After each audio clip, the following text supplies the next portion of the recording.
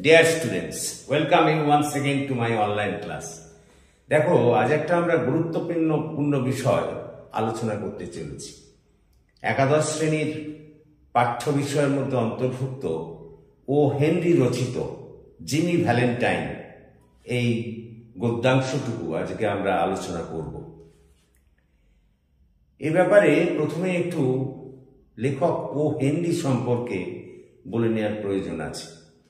দেখো, ও হেনরি কিন্তু অ্যাকচুয়ালি তার ছদ্মনাম, তার প্রকৃত নাম ছিল উইলিয়াম সিডনি পটার। তিনি ছিলেন একজন বিখ্যাত আমেরিকান ছোট গল্পকার। তার জন্ম হয়েছিল 1862 সালে 11ই সেপ্টেম্বর আমেরিকার নর্থ ক্যারোলিনার একটি গ্রামে। তার বাবা ছিলেন পেশায় একজন চিকিৎসক।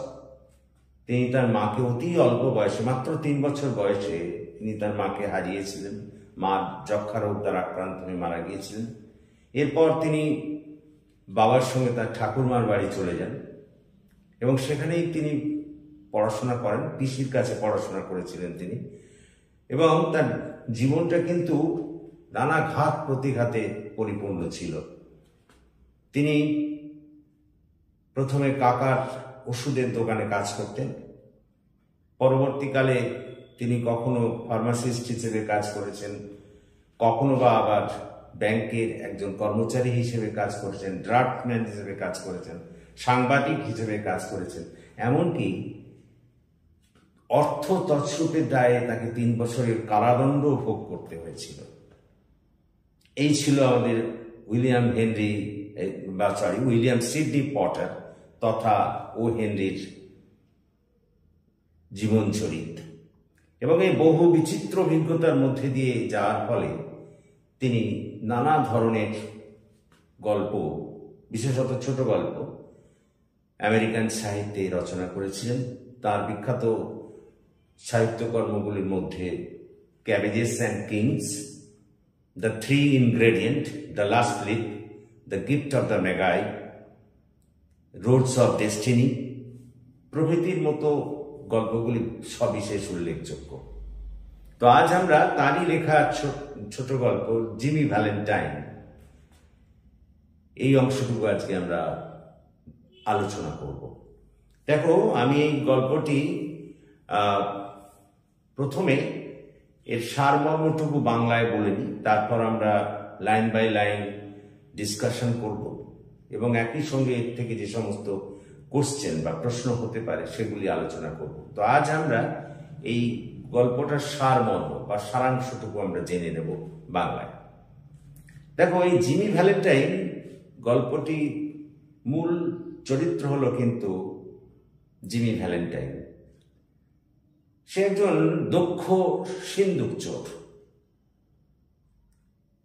এবং গল্পটা শুরু হচ্ছে যেখান থেকে, সেখানে আমরা দেখি যে তার ওই কুকর্মের জন্যে 10 মাসের জেল হয়ে গিয়েছে এবং যেদিন তার জেল থেকে মুক্তি পাওয়ার কথা তার আগের দিন তাকে ওই কারাধ্যক্ষ তার অফিসে ডেকে পাঠিয়েছেন এবং রাজ্যপালের মার্জনাপত্র তার হাতে তুলে দেওয়া হচ্ছে এবং বলা হচ্ছে যে তার পরের দিন তার জেল জীবন থেকে সে মুক্তি লাভ করবে।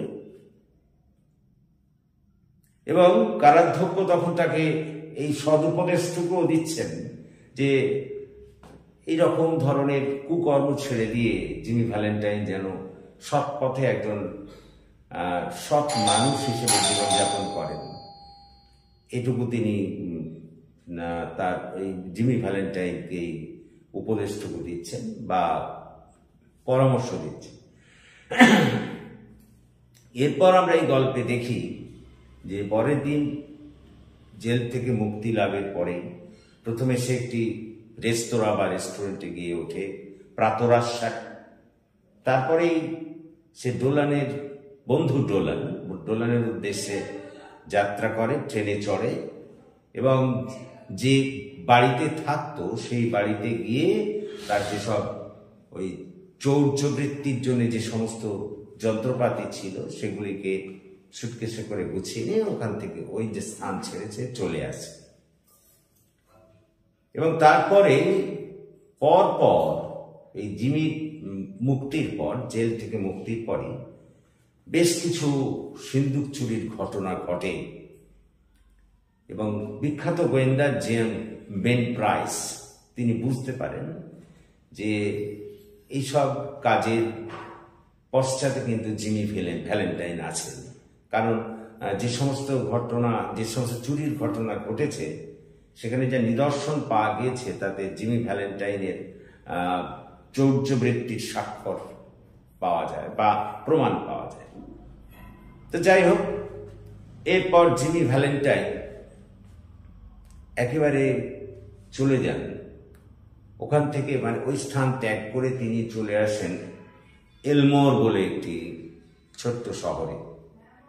এবং এই এলমোর ছোট শহরে আসার পর আমরা দেখি যে জনৈক ব্যাংক অফিসারের সুন্দরী কন্যা অ্যানাবেলের প্রেমে সে পড়ে যায়।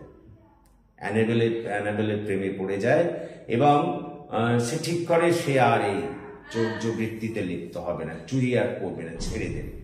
এবং ওইখানে সে একটা জুতোর দোকান পর্যন্ত সে দেয় এবং বছরখানেক সেখানে ব্যবসা করে বেশ সুনাম অর্জন করে এবং ঠিক করে ফেলে যে সে অ্যানাবেলকে বিয়ে করে সৎ জীবনযাপন করবে। এবং তখন সে একটা নতুন নাম গ্রহণ করে, র্যালফ স্পেন্সার। সেই সময় সে ঠিক করে যে তার যেসব ওই যন্ত্রপাতিগুলো ছিল সেগুলো সে কিন্তু ফিরিয়ে দেবে, মানে তার এক বন্ধুকে দিয়ে দেবে। সেই জন্য বন্ধুর সঙ্গে যোগাযোগও করে এবং তার সঙ্গে সাক্ষাৎ করার জন্য সে তৈরি হয়। ইন দ্য মিন টাইম আমরা দেখি বেন প্রাইস ওই আমাদের জিমি ভ্যালেন্টাইনের খোঁজে ওই এলমোরে এসে পৌঁছায় এবং নানা তথ্য সংগ্রহ করে এবং জানতে পারে যে ব্যাংক কর্মচারীর সুন্দরী কন্যা অ্যানাবেলকে সে বিবাহ করতে চলেছে।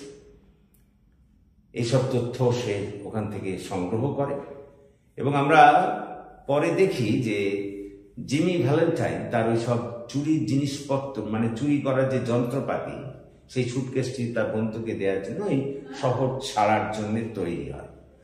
তো সে জিমি ভ্যালেন্টাইন যেদিন ওই শহর ছেড়ে যাবে সেই দিন সে তার প্রেমিকা অ্যানাবেল এবং তার দিদি ও তার দুই ছেলেকে নিয়ে তার হবু শ্বশুর মশাইয়ের ব্যাংকে আসে এবং সেই ব্যাংকে আসার সময় অ্যাডামস, অর্থাৎ ওই অ্যানাবেলের বাবা, সে তাদের একটা সিন্দুক দেখায়। সেই সিন্দুকটা নতুন এসেছে, তাকে এখনো কার্যকর করা হয়নি।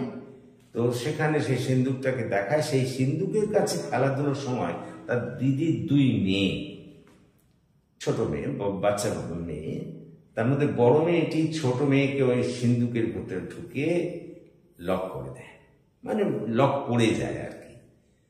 তখন তো ওটা কার্যকর করা যায়নি, তার ফলে লক খোলা যাচ্ছে না, অথচ ভেতরে ছোট মেয়েটি আছে। ফলে অক্সিজেনের অভাবে সে চিৎকার চেঁচামেচি করছে, একটা হুলুস কাণ্ড পড়ে গেছে।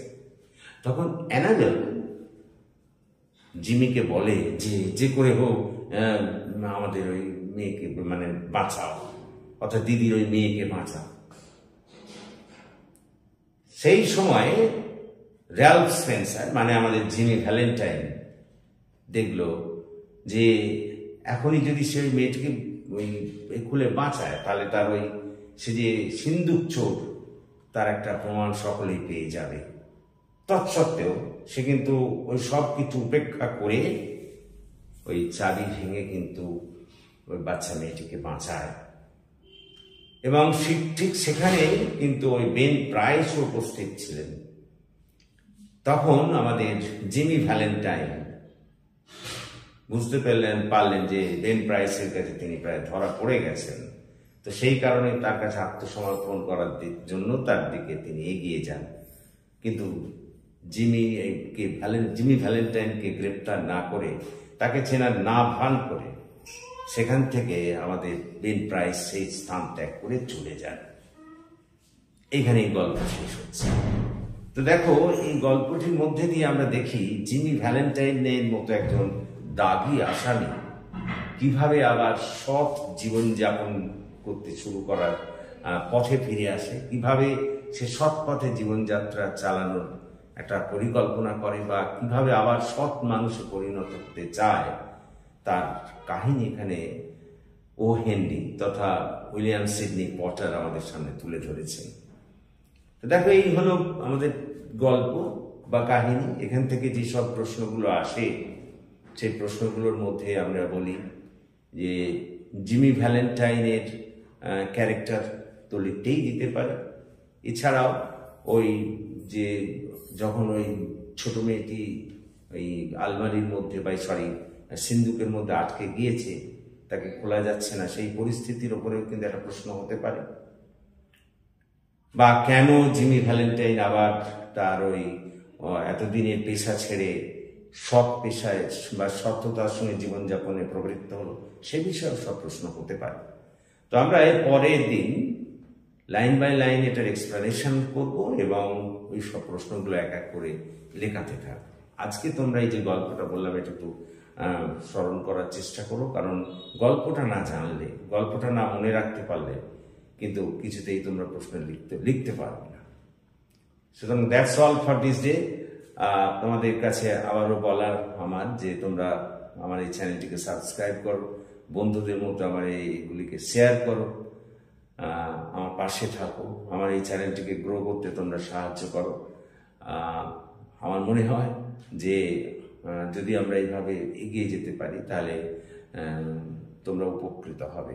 তো thank you for watching and listening. Please comment, share and subscribe my channel.